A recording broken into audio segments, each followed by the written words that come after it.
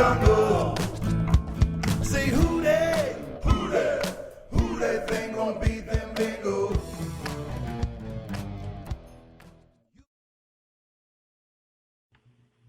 And welcome to the RBF podcast, Real Bengals Fan Podcast. This is episode 3 of our RBF podcast for RealBengalsFans.com and the Real Bengals Fans Facebook group. My name, your host, is Scott Meyer, and this episode is going to be about the playoff frenzy in the NFL. It looks like we're doing pretty good there on the Facebook group. We have over 10,400 members now. It continues to grow a little bit slower than it was before while the Bengals were still in the playoffs.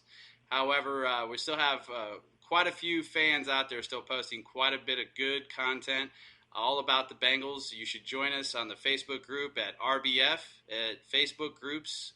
And you can also check out RealBengalsFans.com, where we have Bengals fans who do articles about the Bengals. And so it's basically by fans for the fans. In addition, we do have the Facebook page, which is Real B Fans. So that's Facebook.com, Real B Fans. In addition, I just want to make a quick mention that our last show was about the Steelers-Bengals game. And if you hadn't listened to that, you got to give that a listen. My co-host for the show is Sammy Stickler. He's also one of the authors at RealBengalsFans.com and shares a lot of good insights about the Bengals, always backed up by stats and facts. Anything new that you may be working on right now or just in general right now, Sammy? First of all, Scott, thank you for having me back on. I'm currently working on a new article. As pretty much everybody knows, we've got the 24th pick in the upcoming NFL draft. And we went over, I think it was our first show, some of the free agents that could be coming up if we're not able to sign, say, some of our safeties, possibly the wide receivers. I mean, we got a plethora of different avenues that positions that may need to be filled through the NFL draft. So right now I'm kind of going through some of the mock drafts that, like Todd McShay and Mel Kiper Jr. put out there to see who might be available around that time for the 24th pick, breaking down some of the players out there.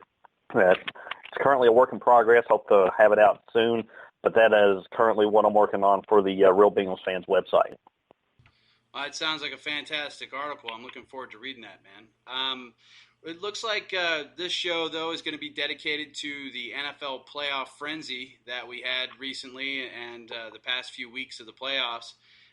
Get to talk a little bit about, the games other than the Bengals and Steelers game. Now, for you, I'll go ahead and give you the mic on this one first. Which was the most fascinating game for you to watch and why? I know we could talk about the Vikings game, the Green Bay game, Patriots losing. Which one stands out in your mind the most, Sammy? Scott, this has actually been one of the more fascinating playoffs that I've really gotten to watch. I mean, really, a lot of these games have been intense. And going from the wild card game to the divisional game to the AFC championship game, I mean, there's been a lot of excitement that I've enjoyed watching. But for me, the most exciting game for me to watch was, without a doubt, the Green Bay Packers versus the Arizona Cardinals. I really thought that Arizona was going to be able to take care of business with that. But, I mean, really, neither team played defense on that. And for me, the most exciting part was seeing Aaron Rodgers pretty much take his team 90 yards down the field in less than 30 seconds on 2 Hail Mary plays, to take the game into overtime. I was purely in shock because we all know that Aaron Rodgers did that several weeks before against the Detroit Lions. And so I'm thinking, well, Arizona's going to be a better team than Detroit, so they're not going to let this happen. And sure enough, it did. And I was like, oh, my goodness, you've got to be kidding me. The part that I kind of wish that Green Bay would have done was went for 2 on the end of that. I mean, I know you want to take the guaranteed points, but momentum was on their side. So, but for me, the craziness of these playoffs for me boiled down to those 2 Hail Marys, with I think one of the Hail Marys was on 4th down and 20 or something like that. So that was my take on the more fascinating game to watch, other than the Bengals and Steelers game. Yeah, we could talk about those games that had to do with the kickers missing field goals and stuff like that. But, I really do think that you're right. I mean, that's just unheard of for, a quarterback to be able to take his team down in 30 seconds all the way down. It doesn't happen that often these days. It used to be that the Hail Mary was one of those things that continued to shine through the earlier years in the NFL, I think, and just toss it up and hope for the best. But man, to be that accurate and to actually get it done, I mean, that was just amazing by Aaron Rodgers. Period. For me, though, I'm going to have to say the most fascinating game that I got to witness was the Carolina Panthers annihilating the Cardinals in that NFC Championship game. I mean, they won 49-15. Cam Newton had a huge game for the Panthers. I don't know what your take is on Cam Newton altogether as a player, but he did have one heck of a game that game. In addition, it's kind of interesting, and the reason I find it most fascinating was to see Carson Palmer just implode. People talk about the curses or the voodoo of being part of the Bengals organization and then going to another team, and then that continuing on, that voodoo or curse of the playoffs, so to speak. If there ever was a time that might come into play, I think it was that game where Carson threw, I think it was 4 interceptions and he fumbled it twice or something like that. I mean, it was just absolutely horrendous. I can't say that I wasn't hoping, a small part of me wasn't hoping to see Carson Palmer do it. I have mixed feelings about how he left the organization, but ultimately, I always knew that the guy was talented, especially back in 2005 before the injury. But yeah, that was the most fascinating for me, to see the Carolina Panthers absolutely annihilate them, knowing that going into the game, most everyone was favoring the Arizona Cardinals to win that thing. And, all these predictions for the Super Bowl were that the Arizona Cardinals were going to be in it. So that was pretty intense and pretty interesting to see and how that whole thing played out. So I did mention it just a little bit about that whole curse of Paul Brown extending to both Mike Zimmer and Jay Gruden. Do you think that that's applicable for them, Mike Zimmer and Jay Gruden, actually being a part of the same curse as good old Carson and what happened in that game against the Carolina Panthers? I don't consider it to be a curse like a lot of people do. Some people call it voodoo, whatever you want to call it. And the fact of the matter is both of those teams got outplayed. Maybe not as much Minnesota as Washington did whenever they played the Packers. The Packers went in there with a great game plan, and they just executed it in Washington. So for me, curse, no, not really. I know it does seem to always happen, as you mentioned, Carson Palmer just imploding whenever he was had that ability to go to the Super Bowl, and just has probably one of his worst games. Personally, whenever it comes to Palmer, I'm not a fan of him anymore because, like you said, if you don't want to be a part of a team, that's fine, but, don't do it the way that he did. So when it comes to Mike Zimmer and Jay Gruden, I think both of them are great coaches. I think Mike is better than Jay. But, if you really, people want to really say that there's a curse out there, I mean, I feel really sorry for Hugh Jackson, because if that's the way it's going to be, then he has no chance in where to do anything with Cleveland. So that's my take on it. Yeah. I think Hugh Jackson is going to have a heck of a time trying to turn that organization around in Cleveland.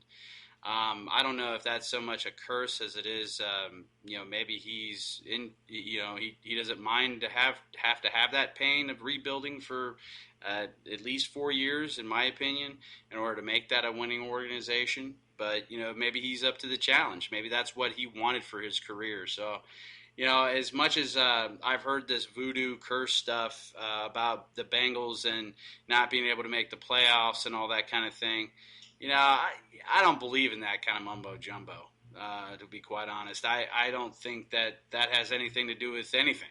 really. I think it's just a matter of having some bad luck, and unfortunately, the players that we wanted to, rely on to get there just didn't come through. It's that simple. Or on the other side of that, the other players that we were up against, and maybe hint, hint, the referees had a better game in mind for the opponent. So moving on from Hugh Jackson and Cleveland, and switching gears a little bit. Well, Scott, let me ask you something really quick.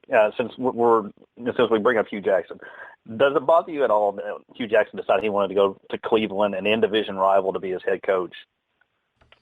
No, it doesn't at all. And the reason it doesn't is we have every bit of information on what he probably will intend to do with that offense. So what better information to have leading into going up against the Cleveland Browns than what Hugh Jackson did with the Bengals? Our guys know his schemes. They know all of his ins and outs and what he does. So I actually see that is more of in our favor than otherwise, than having somebody else that came from a different organization to go ahead and head up Cleveland. I think that we're going to have they're going to have a heck of a time trying to beat our defense, knowing that we know his schemes. And the fact is that he had a lot of success in Cincinnati with his offense. So you don't change it if it's not broke. And if that's the case, they're going to have a really tough time against our defense, no matter how you stack it, because no matter what he does, he's not going to really want to change the core of his system when he goes to Cleveland. So I actually think it's a good thing. As much as I hate seeing Hugh leave, because I did think that he was doing a really good job in Cincinnati, I think that it's great to have a division rival that's going to have one of our own coaches in there, because we're going to know exactly what to look for whenever they come out on the field. What do you think, Sam? I do agree with you. I mean, the facts of it is, I mean, the NFL is a business organization. He made the best business decision he felt was right for him. Personally, if he's going to go to an in-division rival, granted, I want him to go to Cleveland, because we all know what kind of organization that has been run for the past 10, 15 years. Now, how would I have felt, let's say, Mike Tomlin was gone and all of a sudden they want to bring Hugh in? Now, that would honestly scare me. Because if he was to go somewhere like Pittsburgh or Baltimore, where the organization is, in better shape than what, it is in Cleveland, yes, it's going to take him time to be able to build that the way that he wants to. So, personally, it's a business decision. We're going to see him come and go, just like if our defense is even, I think, half as good as it was this past season, you're going to see Paul Gunther gone next year to be a head coach somewhere, because I was quite surprised he didn't get picked up this offseason, really, but I think more of the NFL organizations want to see, can he sustain that before he gets, that offer for a position. But, that's my take on it. I don't mind him being in Cleveland. Other than that, I'm just glad he didn't go somewhere else other in the division. Oh, I completely agree, man. If he had gone to Pittsburgh, that would have freaked me out, because they have the players in place to be able to, put his game plans in action right away. And they're a very talented crew. So, and I hate to have to say that about the Steelers, but you got Antonio Brown. I mean, that guy is one of the best wide receivers in the NFL, and that's all I'm going to say about that. Unfortunately, I have to say it because it's true. But moving on, so which loss do you think was worse for the fans? Cincinnati extending their 25-year streak without a playoff win, or the Vikings losing the game on the last-second chip shot field goal? Scott, I think I know which position that you're going to take on this, but I'm going to go ahead. I'm going to say that this loss for the Minnesota Vikings had to have been worse than in what it did for us. And the reason I say that is because, let's face it, right now it's in the Bengals' DNA to lose in the first round of the playoffs. We're used to it. Yes, it's aggravating. Yes, it's frustrating. Yes, we should have won that game. I got it. I understand that. But you also got to remember that these Minnesota football fans sat in negative 6 degrees Fahrenheit with a wind chill that was negative 25 degrees to watch their team lose on a 27-yard chip shot. I know what I witnessed was heartbreaking for me, but I hate the cold weather to begin with. If I had to sit there for 3.5 hours and watch my team lose whenever they were poised to win like that, and sit there and go in that agony of that cold weather and see that game end the way that did, I think that would be more heartbreaking for me than the way Cincinnati did. And just to kind of put that more into perspective, that the Minnesota Vikings actually had the Mariucci Arena, which is the University of Minnesota's men's hockey team arena. They had that open as a warming area for fans before the game started. They had to use a hockey arena to keep the fans warm. So that's my take on it. I think, personally, I think the loss was worse for Minnesota. Well, I got to say there's some parallels there, though. I mean, you did guess it. I mean, for me, it was a loss for the Cincinnati fans and extending the 25-year streak without a playoff win that I'm going to choose over the Vikings loss and for their fans.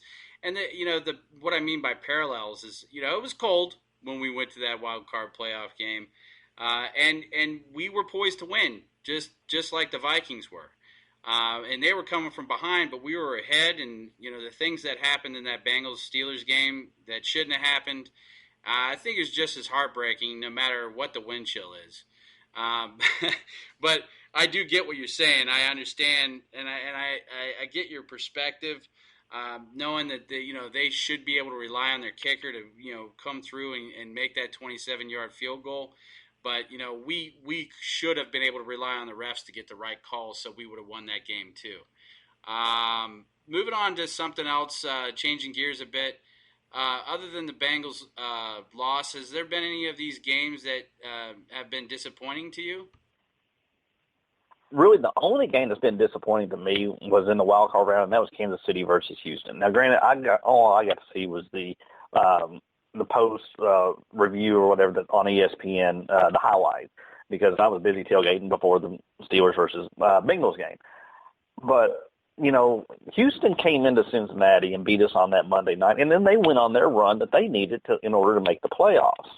And they get the home game, and to get blown out by over 30 points at home, that was kind of disappointing. I was kind of, I thought the Kansas City Chiefs was going to win that game, but I didn't think that they were going to I didn't think they were going to blank them.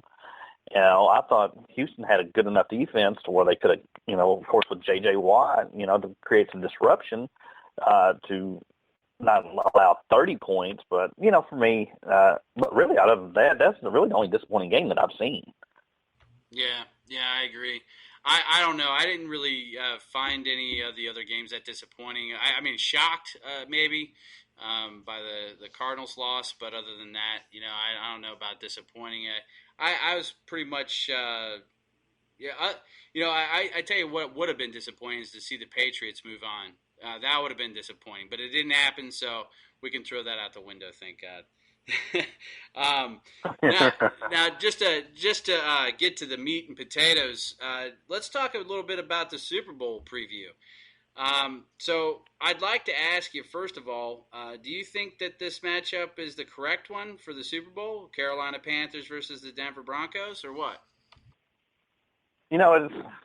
Of course, I would love for it to been Carolina versus Cincinnati. Being the fan that I am, I felt like, honestly, that Cincinnati was the best team in the AFC until we decided to implode. Whatever. Listen to our last podcast, you'll understand our frustrations in that. But here's the other facts of it. It's number one in the NFC in the Carolina Panthers versus number one in the AFC versus the Denver Broncos. I don't know how you can say that that's not right. I mean, when both of the number one seeded teams are facing each other in the Super Bowl, I mean, of course, Carolina, I feel, is the correct because they went 15-1 in the regular season. Denver, I personally feel like there were other teams that were better than them, but they did what they needed to do to get to where they're at right now. So that's why they get to play in the big game, and we're sitting here complaining that we're not in the big game. So, yeah, personally, I think that it is right. Yeah, it is. I agree. I'm glad that the Broncos are there instead of the Patriots. You will actually watch this Super Bowl because the Broncos are in it and not the Patriots. But as far as the Carolina Panthers are on fire right now, and I don't see how that's going to change. And we'll touch on that in a second. But what are you hoping to see in this Super Bowl? What's your take on that? I mean, what's the biggest thing that you're hoping to see in this matchup? The thing I'm hoping to see, I don't want to see a blowout. I want to see just a good ground and pound with football game where the ending is like the ones from like 10 years ago, whenever it's coming down to who gets the ball on the final possession is who you are thinking is going to win the game, either on a last-second field goal or they're trying to do whatever they can. I don't want to see a blowout, and I don't think Carolina has the defense like Seattle did a couple of years ago whenever they just totally destroyed Peyton Manning in the Super Bowl. I think what was that, 2-3 years ago? I don't think that's what we're going to see. I hope I don't, because I've enjoyed watching Peyton Manning throughout the years. I've seen him in person. I had somebody offer me free tickets to go watch him whenever he still played for the Indianapolis Colts, back when Michael Vick was still playing for the Falcons. I've watched him. I've enjoyed watching him. So I just don't want to see a playoff. I don't want to see a blowout. I want to see a good solid football game. Yeah, that would be excellent. I mean, with the way the Panthers routed the Cardinals, Carson Palmer is no Peyton Manning. So with that being said, I think it's going to be a closer game. I think that their best advantage as far as the Denver Broncos goes is Peyton Manning, period. I think that Peyton Manning's going to want to go out on top. I think that he's going to want to get that Super Bowl ring for this year, and he's going to have one of his best games. I mean, I know that he's been playing kind of, up and down throughout the entire season. I know he had that one game where he had, 4 interceptions. I think that he's going to be on task, and he's going to be up for the challenge of the Super Bowl, and he's going to be laser focused compared to what he was, and especially in that game. And I think that he's hungry to get that Super Bowl win. What's your take on that? I mean, do you think that the Carolina Panthers, with their youth, has more of an advantage than the veterans on Denver's team? I don't think that Carolina granted, Carolina's been a lot of fun to watch this year. I mean, they have fun when they play. People can, criticize Cam Newton and his play and the players on his team, but Ron Rivera has built a great team down there in Carolina. But this is the Super Bowl. Peyton Manning has been there. I think this is his 4th time going to the Super Bowl. And it's not just him as the veteran, but you got veteran leadership on the defensive side of the ball, and that's one of the reasons that they were the number one defense with Khalid, with Von Miller, with Ware. I think, honestly, whoever has the more stout defense in this game is going to end up being the one that's going to ultimately pull it out. So, for me, I'm going to take the veteran leadership of the Denver Broncos over that youth. But I think it's going to be a great game to watch. Moving on with that, and just to add to it, do you think that this is going to be Peyton Manning's last game? I don't know. I don't know if you've seen the video or not, but apparently at the end of the AFC Championship round game, Peyton Manning went up to Bill Belichick and they got caught on microphone saying, "Hey, this might be my last rodeo. It's been a pleasure playing against you." I think it's got to be. Win or lose, I think this has got to be Peyton Manning's last game. I don't feel as though next season, you can't guarantee next season's a Super Bowl. What you have right now is an aging quarterback that's had multiple surgeries, and his body is not being able to keep up with the youth and speed that is coming up within the NFL ranks now. So personally, yes, I think this is going to be Peyton Manning's last game, win or lose. Let me ask you this real quick before I give you my take on that. Well, I'll just give you my take. I do think that indeed it is going to be Peyton Manning's last football game this Super Bowl. Flat out. I think that you're right. I think he's had enough surgery and his body is wore out, and he's been doing it for several years, and he's one of the best, and he'll certainly be in the Hall of Fame. But what would you? Let me ask you this, and this is going to be kind of a whopper for you. But what would you think about a Peyton Manning offensive coordinator in Cincinnati? Personally, Offensive coordinator, I think that's a little bit that's a good question because we all know he runs the offense. I mean, pretty much they've given him control of it. I don't know if he does he have the mental, I don't want to say mental capacity, but I mean, I guess that's where I'm going with this, to draw up the plays. I mean, what has he done? He's studied the playbook that an offensive coordinator has given him, and he knows whenever he reads the defense, okay, this is the play I'm calling. I think personally, I don't think you're going to see him on the coaching sidelines for some time to come. If he retires at the end of this, he's going to be grabbed up like Ray Lewis was. He's going to end up being an announcer somewhere, either on ESPN, CBS, somewhere. I don't think he'll stay there very long. I think you'll end up seeing him in the coaching ranks. But to answer your question, if somebody was to say, okay, Ken Zampese goes and does whatever, hey, Peyton Manning, why don't you come be our offense coordinator? Why would you not take him? So that's my take on it. Why would you not? Oh, exactly. Yeah, so, and the only reason I ask that question is because he pretty much has been in control of that offense for years. And any team that he's been on, he's been in control of that offense and calling the plays and calling the shots. I mean, I would almost dare to say that the offensive coordinator position in any team that Peyton Manning has had the helm of is pretty much a moot point. I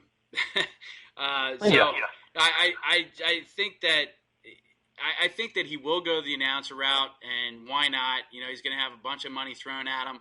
Why not make a few bucks doing some announcing? That'll be good. But I think that Peyton Manning truly loves the game.